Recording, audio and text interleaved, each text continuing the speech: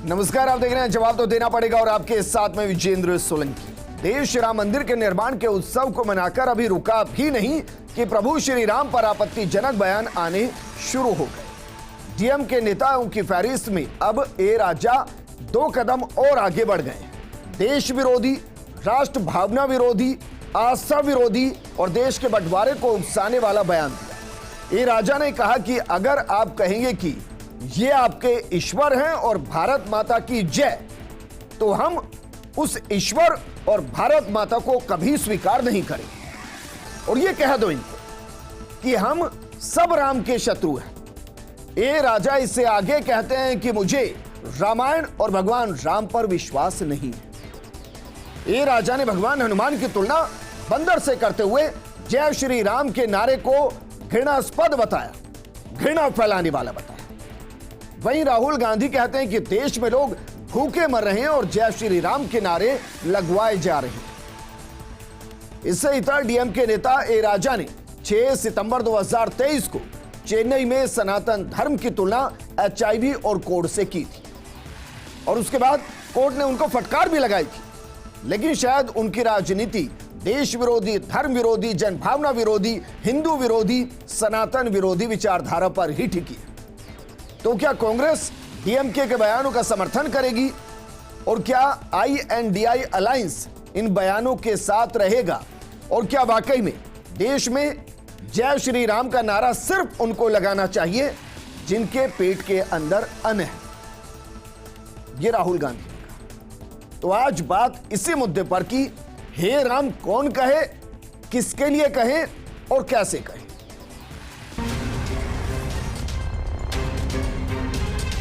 मोदी जी चाहते हैं कि आप दिन भर मोबाइल पे रहो, जय श्री राम बोलो और भूखे मर जाओ। ये महाशय वही है जो 2G घोटाले में भयंकर आरोपी थे। ये वो लोग हैं जो भारतीय संस्कृति को कुचलने की बात करते हैं।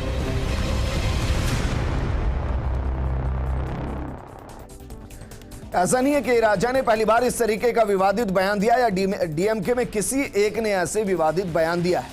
आपको एक फहरिस्त दिखाती है। उदयनिधि डीएमके के नेता और कहिए सर्वे सर्वा है। उन्होंने राष्ट्रपति पर टिप्पणी की और कहा कि राष्ट्रपति आदिवासी हैं, विधवा हैं, इसलिए संसद के उद्घाटन में उनको नहीं बुलाया। वहीं डीएमके नेता लोकसभा में बोले कि बीजेपी गोमूत्र स्टेटस में जीत रही, दक्षिण में घुसने नहीं देंगे। डीएमके नेता और सांसद उदयनिधि बोले, दयानिधि बोले, यूपी बिहार के हिंदी भाषी तमिलनाडु में टॉयलेट साफ करते हैं। अब आपको ए राजा की स्पीच की 4 विवादित लाइनें बताते हैं कि किस तरीके से ए राजा बोले और मुंह जब खोला तो क्या क्या बोला। पहले तो बोला कि भारत देश ही नहीं है, फिर बोले कि मणिपुर में डॉग मीट खाते हैं, तो फिर कोई अगर गोमांस खाता है तो किसी को क्या समस्या है। बंदर से भी भगवान हनुमान की तुलना की। तो यूपी के अंदर मंत्रिमंडल विस्तार और उसमें 4 नेताओं ने मंत्री पद की शपथ ली है।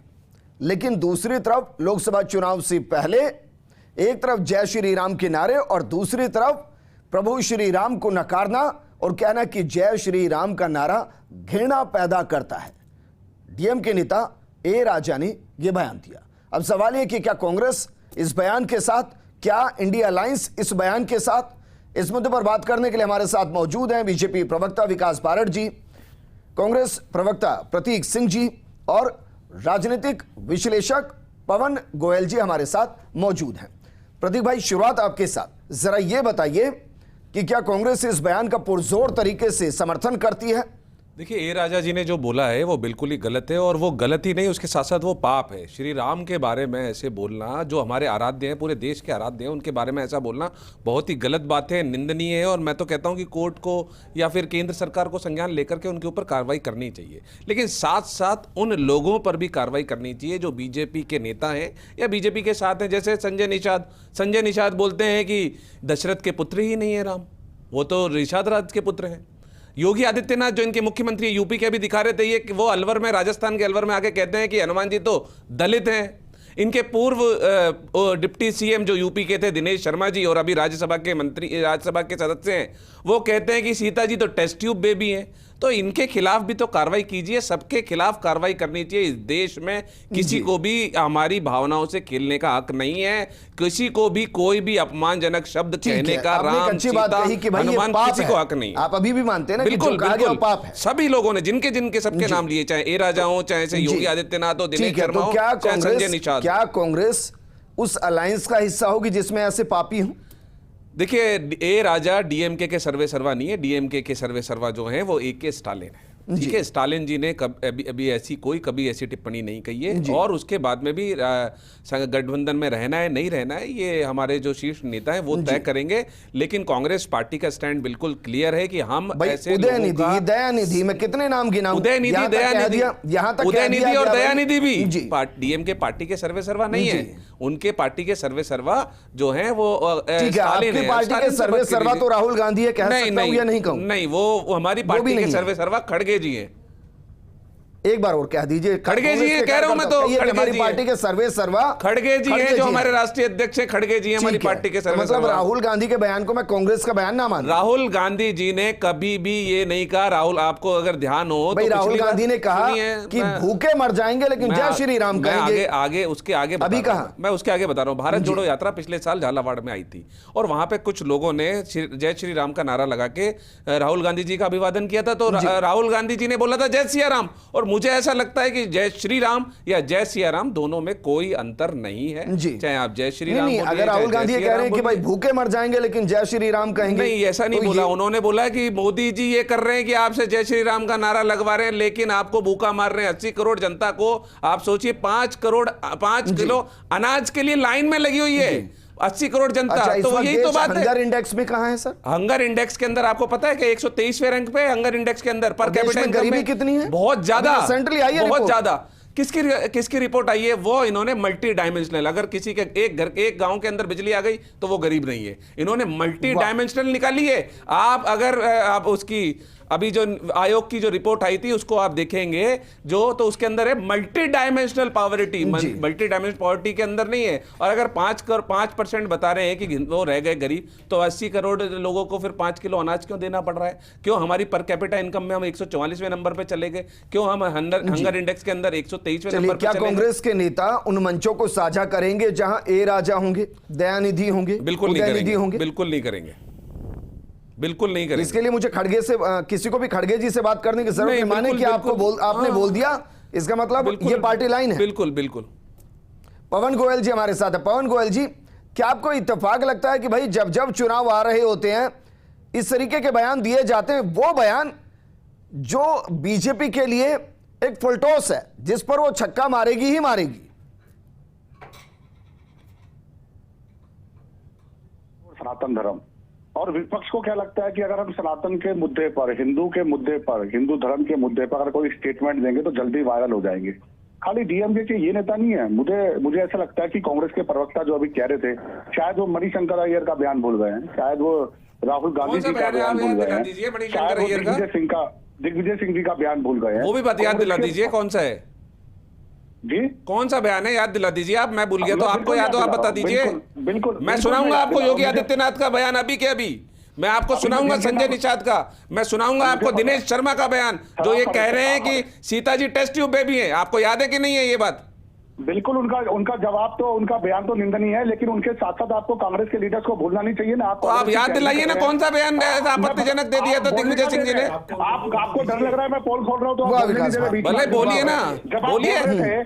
जब आप बोल रहे थे, सुनिए सर, आप बोलिए तो सही, मैं सुनने को तैयार हूँ। बोलने तो दीजिए। जब आप बोल रहे थे ना तो मैं आपकी बात को ध्यान से बोलिए। पवन जी वक्त कम ही है, पवन जी वक्त कम है, बोलिए। हाँ, मैं ये कह रहा हूं कि उन्होंने डेंगू मलेरिया के लिए अभी उदयनिधि स्टालिन के लिए भी आप कह रहे थे कि उनके AK स्टालिन जो मुख्यमंत्री है, आपके सहयोगी दल है, लेकिन आप उनका फेवर कर रहे थे। लेकिन मणिशंकर अय्यर बयान ने क्या कहा था, मैं आपको याद दिला देता हूं कि हिंदू धर्म से खतरा है, ये भगवा दल क्या फैलता जा रहा है, मोदी जी को रोक के रखिए। इस तरह की स्टेटमेंट देते हैं आपके नेता। और सुनिए, राहुल गांधी जी का बयान दिलाता हूं, ये हिंदू लोग मंदिरों में जाते हैं और छेड़छाड़ करते हैं। क्या मंदिर इसलिए? आप मुझे वीडियो दिखा दीजिए अगर ऐसा बोला हो तो। आप फिर मैं गलत बयानी आप कर रहे हैं। आप गलत बयान ही कर रहे दिखा हैं। दीजिए, आप योगी जी की वीडियो दिखा दीजिए। ये लीजिए, अभी लीजिए यार, इस ये बहस में लीजिए। नहीं पड़ता, लेकिन विकास एक सेकंड विकास, उन्होंने बोला, चलिए, आप एक निकालिए सेकंड तो सही, कोई अरे बात निकाल नहीं। दिया मैंने अरे सर, मैंने पता निकाल है। दिया। सर व्हाट्सएप यूनिवर्सिटी से पढ़कर मत आओ, अपने कांग्रेस के लीडर के बयान भी देखो, आप इसको एक्सेप्ट करना सीख लो। वंचित है सबको लेकर के सब ये सुना दिया मैंने, तो सुना चलाइए, दिया ना दोबारा आपको चलाइए, मैंने। दोबारा चलाइए। मैंने सुना दिया ना आपको, तुलना हनुमान जी से की थी। आपको सुना दिया मैंने। अब आपको कि इन्होंने बोला बजरंग बली ने क्यों आप दलित उस है, दृष्टि में समझ नहीं अब सकते। बताइए। वो दिनेश शर्मा जी का सुनाऊं जो कह रही है कि टेस्ट ट्यूब बेबी थी सीता, आप बताइए, वो भी सुना दूं मैं। कांग्रेस के बयान मैं में लेकर के आता हूं सारे बयान में, आपकी तरह गलत बयानबाजी नहीं करता हूं मैं। लेकिन विकास चलिए रुकिए सर, विकास आपको लगता है कि भाई दक्षिण के अंदर बीते चुनाव के अंदर, लोकसभा के अंदर बीजेपी बहुत अच्छा परफॉर्म नहीं कर पाई थी। अब जैसे उत्तर भारत में कांग्रेस के कई नेता ऐसे हैं जो बयान देते हैं, वो बीजेपी की पार्टी लाइन बन जाती है, चुनावी लाइन बन जाती है।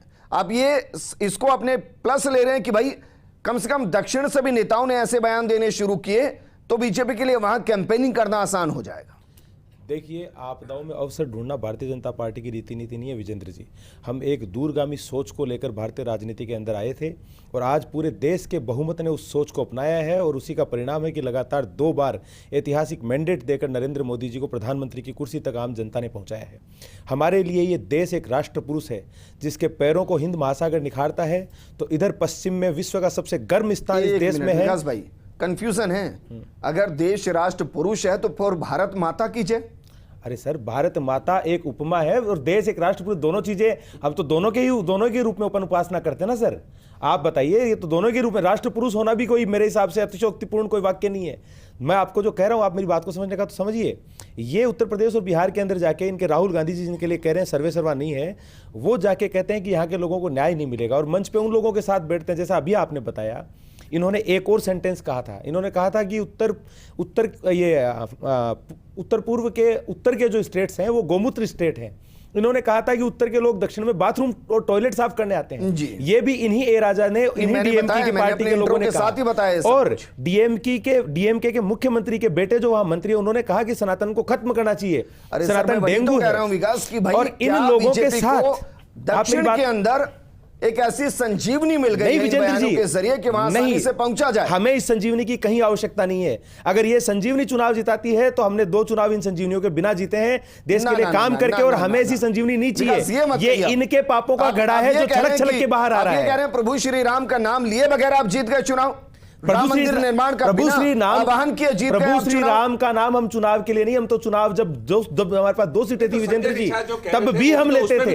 जब 2 सीटें थी, अरे संजय निषाद के साथ में है, मैंने इनको सुना है। कह रहे थे संजय निषाद, मैं चुप हो जाता हूं। उसमें भी तो बात करिए, आप बोले, आप काम कर रहे हैं, मुझे देश की जनता सुन रही है। संजय निषाद कह रहे थे कि दशरथ के, अरे सर, आपको बर्दाश्त किया, मैंने आप भी सुनने का खास रखिए। तो आप बताइए ना, आप चुप रहिए, प्रतीक एक मिनट, आप चुप रहिए ना, मैं बोलने ही नहीं दूंगा। प्रतीक, ये तो गलत है विजेंद्र जी। भाई विकास, उन्होंने मैंने सुना ना, आप बोलिएगा अपने टर्म में, उन्होंने आपके नेताओं के नाम बोलिएगा, बयान दिए हैं। आपने जब मेरे नेताओं के लिए नाम लिया बीजेपी में, बोला, मैं चुप रहा ना, आप बोलिए ना, मैं बताता हूं कि उन्होंने ऐसे बयान दिए, पार्टी की विचारधारा से इतर होकर बयान दिए, देखिए तो उन पर कार्रवाई क्यों नहीं? मेरी बात सुनिए, सबके ऊपर अनुशासनात्मक कार्रवाई हुई और पार्टी के ने जांच कमेटी ने जांच गठित कर रखी है, जो भी गलत होगा उसके खिलाफ कार्रवाई की जाएगी। इन बयानों को और इस बयान को मेरे एक नहीं किया जा सकता। आप समझिए मेरी बात को विजेंद्र जी।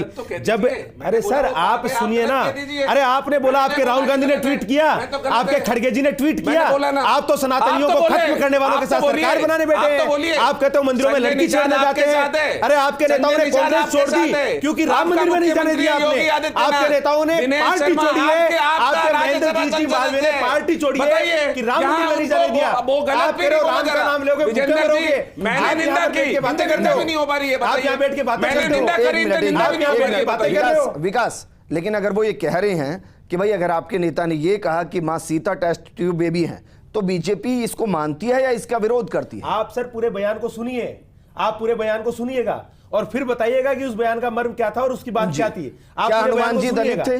आप मैं कह रहा हूं ना, आप उस बात सर क्या हनुमान जी दलित थे? हाँ या नाम है तो बताइए भाई। दलित थे, उनका परिप्रेक्ष्य नहीं, उन्होंने दलित समाज की हनुमान जी से तुलना करी है। उन्होंने दलितों को हनुमान जी की तरह शक्तिशाली बताया है। उन्होंने दलितों को धर्म का रक्षक बताया। प्रभु श्री राम, उन्होंने दलितों को राष्ट्र का रक्षक दशरथ जी के पुत्र थे या नहीं?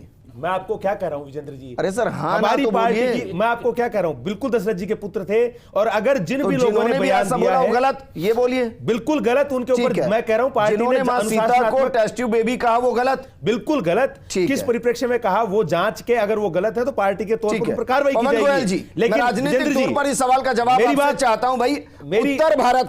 उत्तर भारत में बीजेपी मेरी लगभग बात का सर्वोच्च की जवाब- तरफ है, मेरी बात सर्वोच्च का- की तरफ, चाहे वो राजस्थान हो, महाराष्ट्र हो, चाहे वो हरियाणा हो, मध्य प्रदेश हो या फिर यूपी हो, लोकसभा में लगभग सर्वोच्च के आंकड़े को छू रही है। अगर उसको 370 या 400 पार जाना है तो भेदना होगा दक्षिण को। तो क्या इस तरीके के बयान बीजेपी को दक्षिण में मजबूत कर सकते हैं? और क्या आपको लगता है कि जैसे उत्तर भारत में इसी तरीके के बयानों के आधार पर बीजेपी मजबूत होती चली गई, उत्तर में भी यही बयान काम आएंगे? जी, आप पहले तो सोलंकी साहब इस एंगल से देखिए कि भारतीय जनता पार्टी अब स्ट्रॉन्ग में साउथ में भी स्ट्रॉन्ग हो रही है। अन्नामलाई की अगर आप उनकी यात्रा को देखेंगे, जब जिस तरीके से वो कवर कर रहे हैं, इस तरीके की घबराहट है। अगर आप मोदी जी के रोड शो देखेंगे तो साउथ इंडिया में जिस तरीके से अब मजबूती मिल रही है, आपने कर्नाटका में देखा होगा, बेशक बीजेपी हार गई होगी, उससे पहले सरकार थी और जी। उससे पहले कितने एमपी थे। आज मैं आपको दावे से कह सकता हूं कि तमिलनाडु, आंध्र प्रदेश, तेलंगाना, आपने देखा होगा कि इनके 3 राजा 2 विधायक से 8 विधायक लेके आ गए। लेकिन अब जब मोदी जी का इलेक्शन होगा, प्राइम मिनिस्टर का इलेक्शन होगा, डेफिनेटली उनके फेवर में वोट पड़ेगा, क्योंकि निगम के इलेक्शन, स्टेट के इलेक्शन और एमपी के इलेक्शन बहुत ज्यादा डिफरेंट करते हैं। जी। और दूसरी बात, नहीं सर, कांग्रेस मैंने के बयान, प्रवक्ता को- मैं इसका आपको इसलिए कह रहा हूं क्योंकि मुझे इसमें कोई संकोच नहीं है कहते वक्त कि जब पूरे दुनिया के देश के अंदर से सनातन पर सबसे ज्यादा हमले हो रहे थे, उस दौरान अगर सनातन को बचाने की, संस्कृति को बचाने की, सभ्यता को बचाने की अगर किसी ने पुरजोर कोशिश की तो वो दक्षिण था, उत्तर नहीं था। उत्तर में तो सब धराशायी हो गया था। आज भी हमारे बिल्कुल पास ठीक है। सनातन के सबसे बड़े जो मंदिर हैं वो दक्षिण में हैं। तो क्या इस बिल्कुल ठीक तरीके है। के बयान बीजेपी को प्लस करेंगे वहां पर? बीजेपी को डेफिनेटली प्लस करेंगे। क्यों? क्योंकि अगर आप तिरुपति बालाजी को देखते हो, अभी साउथ का आपने नाम लिया, अगर आप रामेश्वरम को देखते हो, अगर आप मल्लिकार्जुन को देखते हो, और आप जहां से राम सेतु शुरू होता है, अगर आप उसको देखते हो तो वो सब दक्षिण में ही है। और दक्षिण से, नॉर्थ से, साउथ से, ईस्ट से, वेस्ट से, सारी स्टेट्स का आदमी वहां पर दर्शन करने जाता है। और इस तरह के अगर आप एंटी हिंदू, जहां पर कम्युनिटी बहुत ज्यादा है हिंदुत्व की, और हिंदू धर्म से या सनातन धर्म से किसी को कोई नुकसान हुआ ही नहीं है, फिर आप उनके देवी देवताओं के अगेंस्ट बोलेंगे, तो डेफिनेटली जिस पार्टी ने अपने मैनिफेस्टो में ये लिखा कि जी। हम राम मंदिर के लिए लड़े हैं और बनवाएंगे, उस पार्टी को तो डेफिनेटली बेनिफिट ठीक है, होगा ही अब ये होगा। बताइए अब तो पवन जी कांग्रेस के प्रवक्ता भाई, कुछ भी ए बोलते हैं। राजा राजनीतिक तौर पर अपरिपक्व तो नहीं होंगे, उदयनिधि नहीं होंगे, दयानिधि नहीं होंगे। बढ़िया अगर वो जवाब इस दूंगा तरीके इसका। के बयान वहां दे रहे हैं तो इसका मतलब ये है कि वहां वोट इस तरीके के बयान के खिलाफ ही पड़ते होंगे। वो अपने आप को मजबूत करने के लिए बयान दे रहे होंगे वहां। देखिए, आप पहले क्या कहते थे कि बीजेपी का नॉर्थ के अलावा मणिपुर जैसे स्टेटों में भी वजन नहीं है, कलकत्ता में भी वजन नहीं, लेकिन पश्चिम बंगाल में उन्होंने ग्राफ बढ़ाया ना, कितने एमपी आए, कितने विधायक आए। कर्नाटक में ग्राफ बढ़ाया ना। तो आप अगर उनके वोट्स के बैंक को देख रहे हो तो आप बीजेपी के वोट बैंक को भी नजर रखिए कि बीजेपी अपने वोट बैंक को भी एक तरह से इकट्ठा करने में कामयाब हो रही है। आज अगर भारतीय जनता पार्टी 370 और 400 एनडीए पार का नारा लगा रही है और सारे मीडिया चैनल मोस्टली 325 की दिखा रहे हैं कवरेज, तो वो गलत नहीं कह रहे हैं। मैं डेफिनेटली कह रहा हूं। दूसरी बात, आप इसको इस बात को भी मानना पड़ेगा, जिस तरीके से मोदी जी ने भी रामेश्वरम में दर्शन किए थे और 22 कुंडों में नहा के आए थे, उसका बहुत बड़ा इफेक्ट पड़ा था, क्योंकि 22 जनवरी को दर्शन थे और विपक्ष ने उस मंदिर में जी। दर्शन ना करके अपने पैरों पर कुल्हाड़ी और मार दी है। जी। तो बहुत बड़ा बेनिफिट होगा बीजेपी को। जी ठीक है पवन जी, लेकिन मेरी समस्या तो यह है कि भाई क्या वाकई में इस तरीके के बयान राजनीतिक तौर पर इस्तेमाल होने चाहिए? प्रतीक, एक होता है कॉमन मिनिमम प्रोग्राम जिसके साथ कोई भी गठबंधन बनता है, क्या ये गठबंधन नहीं होना चाहिए? और क्या एक सीधी विचारधारा नहीं होनी चाहिए कि भाई ये गठबंधन जिस कॉमन मिनिमम प्रोग्राम के साथ बन रहा है उसमें पहली शर्त यह है कि किसी पर भी धार्मिक हमले नहीं किए जाएंगे, किसी पर भी आस्था के हिसाब से कुठाराघात नहीं किया जाएगा, किसी के भी इष्ट को कोसा नहीं जाएगा। नहीं, सही बात है आपकी। और जब भी मीटिंग होगी, जब मीटिंग होगी, जब बिल्कुल होगा। लेकिन मैंने इन्होंने बताया नहीं, फिर संजय निषाद के बारे में नहीं बता रहे, जिससे गठबंधन करके बैठे हैं, जिसको बता रहे हैं बताइए, उसको नहीं बताएंगे। आप देखिए ना, नहीं बताया ना संजय निषाद को। कौन था संजय निषाद?